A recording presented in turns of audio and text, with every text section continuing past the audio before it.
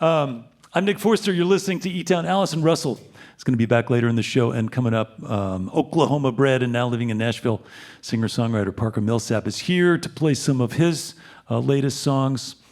And, Allison was talking about our adolescent evolution as humans.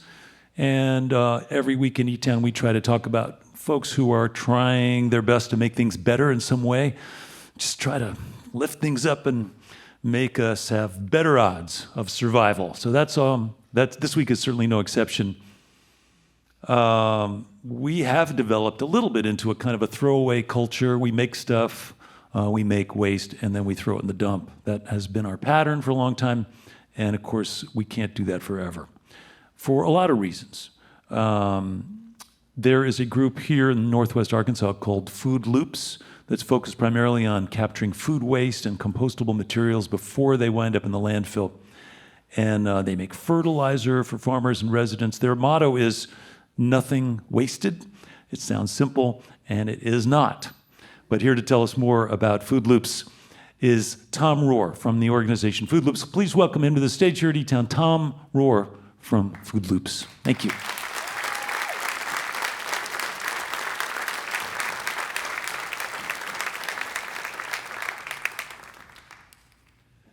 So we are painting a kind of a bleak picture, Tom, for, us irresponsible humans who are just trashing stuff. But you guys found a way to try to make a dent, make a little difference. Yeah. Well, hey, Nick, thank you for having us here tonight. We always love to tell our story. Yeah. And, we're not as pessimistic about that. One of the things that we found is people really want to make a difference. They want to do things differently.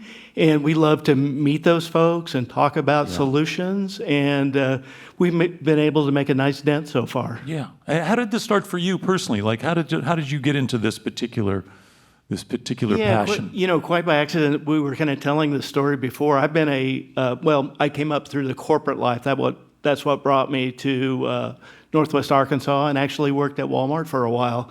And I still had a lot of gas left in the tank. I'm kind of a late entrepreneur, but I wanted to do hydroponics, and it didn't make sense. So I had listened to a podcast from a company from New York, and they claimed that they could turn food waste into fertilizer in 7 days.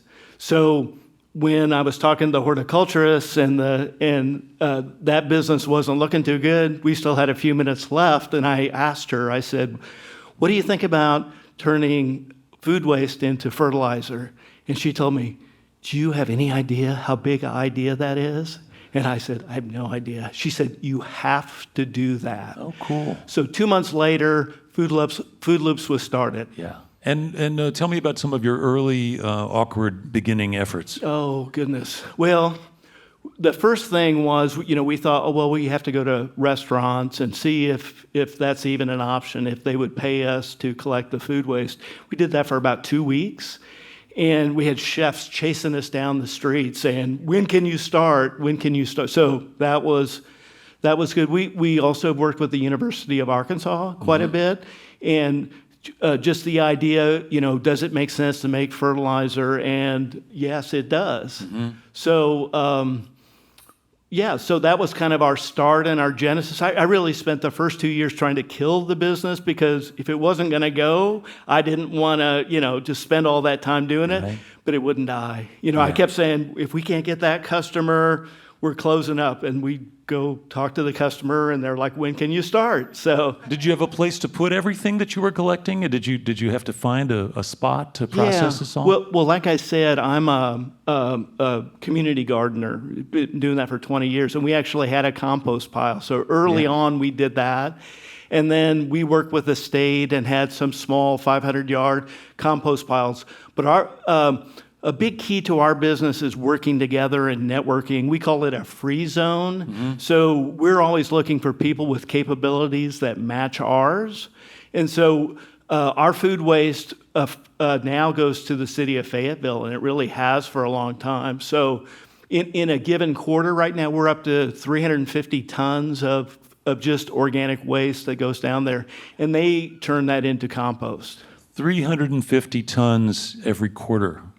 Okay, so that's, roughly 100 tons a month that you're generating, Yeah. a little more than that. Yeah. That's a lot. That's a lot. And let's talk about some of the, I guess, you're keeping stuff out of just going to the dump or going to the landfill, Yeah. and I guess that's also stemming the flow of methane that would be produced from those dumps. Is that right? Yes. In the compost process, you're not creating any methane. Yeah. And the methane that goes out to the dump, they really can't capture that until they actually cap it. Right. And usually there's 75% of the methane is gone by then. Right. So, but you were asking, like, starting, I want to talk a little bit about going forward. We made a commitment, or I kind of made a commitment to myself last year, was we have a 25-year plan. And with small companies, it's not unusual. It takes 10 years to be an overnight success. So we're just a little over halfway,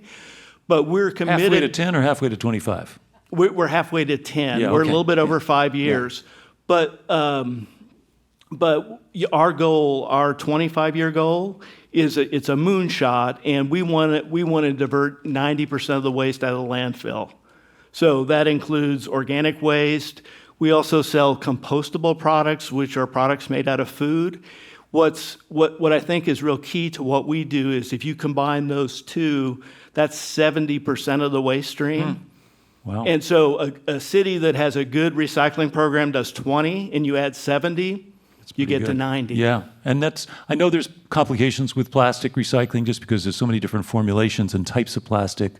And there's a lot of single-use plastic out there, Yeah. particularly in the sort of Yeah. retail world. Yeah, well, and this Northwest Arkansas is a great place to talk about this because there's a lot of influential people here. And we think that sustainability shouldn't be a competitive advantage. If you're a company and say you have plastic bottles and aluminum cans, all those companies should have the same process. There shouldn't be different processes. Yeah. And what we want to do, we love the problem. We've accepted the problem.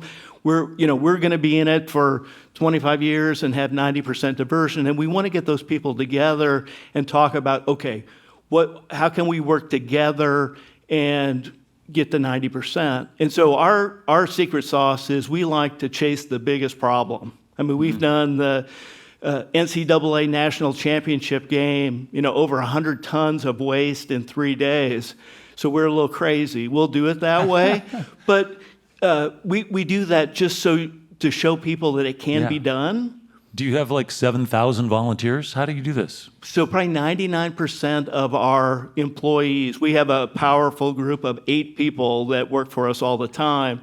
But we have hundreds of volunteers. Yeah. So the Bike Fest that's going on right now, we're out there working. We have 12 contract workers. And you would think in a market where labor is tough, it would be hard for us to find people. Yeah. And my wife Therese is out here. I got to have one call out here. She's the one who kind of gathers those folks. But anyway, they find so much purpose in what they do. Yeah. And I talk to people about our business, and I talk about how it's fun and it's cool. It is fun and cool. I mean, it brings a lot of energy, and we're able. I mean, even when we do events outside the market, we're able to get the people who kind of understand what we're doing, and they want to make a big impact, and they work really hard. But at the end of the day, if they see this big pile of something that's going to be recycled and not go to landfill, it creates a lot of energy.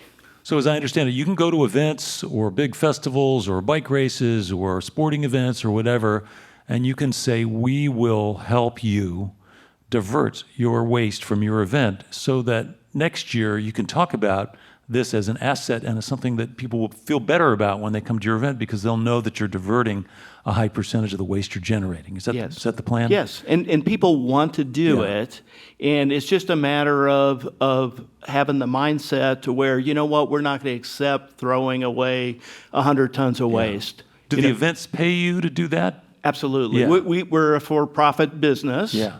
And, and again, we would, if we were going to go into, say, a music event, we probably would go in with all local partners. And what we bring to the market is those things that don't exist.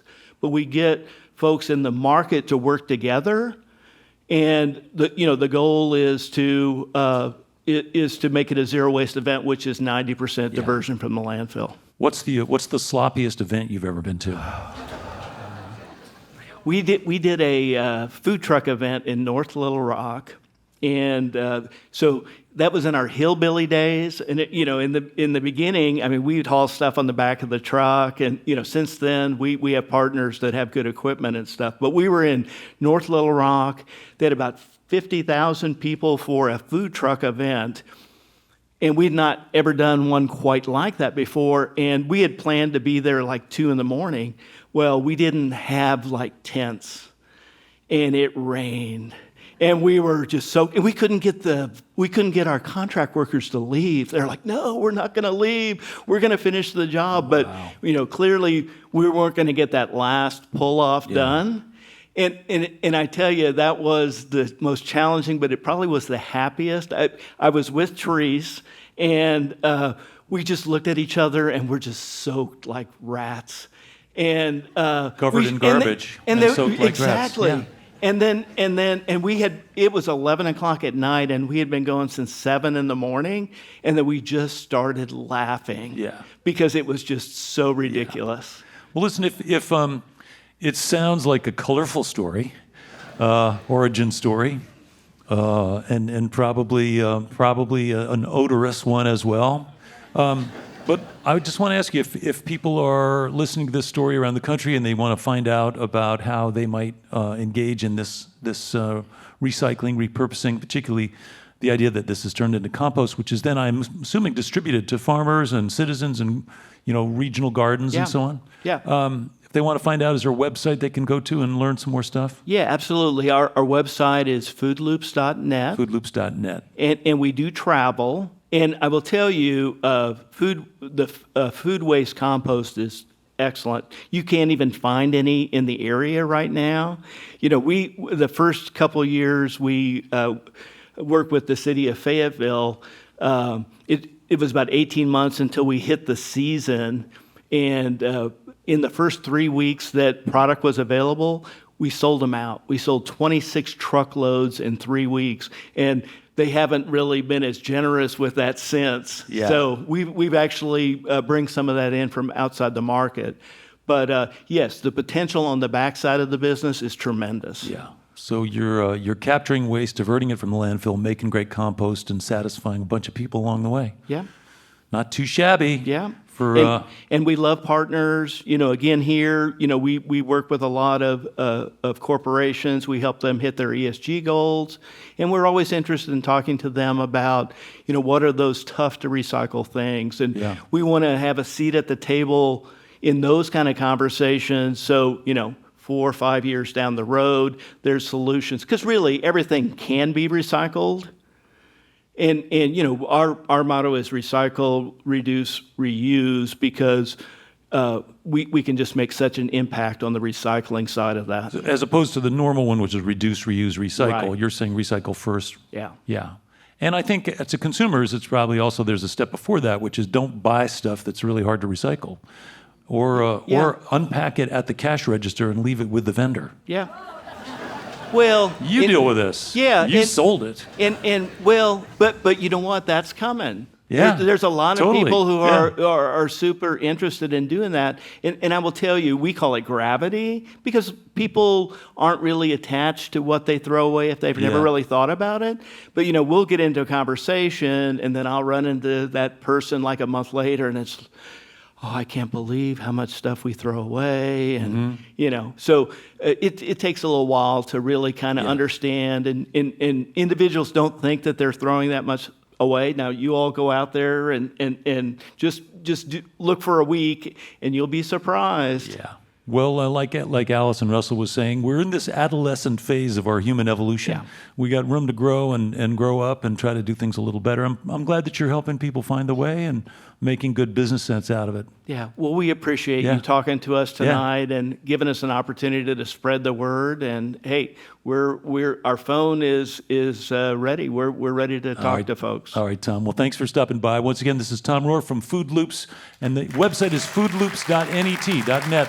You can learn more, bring it to your town, your event. Thank you, Tom. Thank you.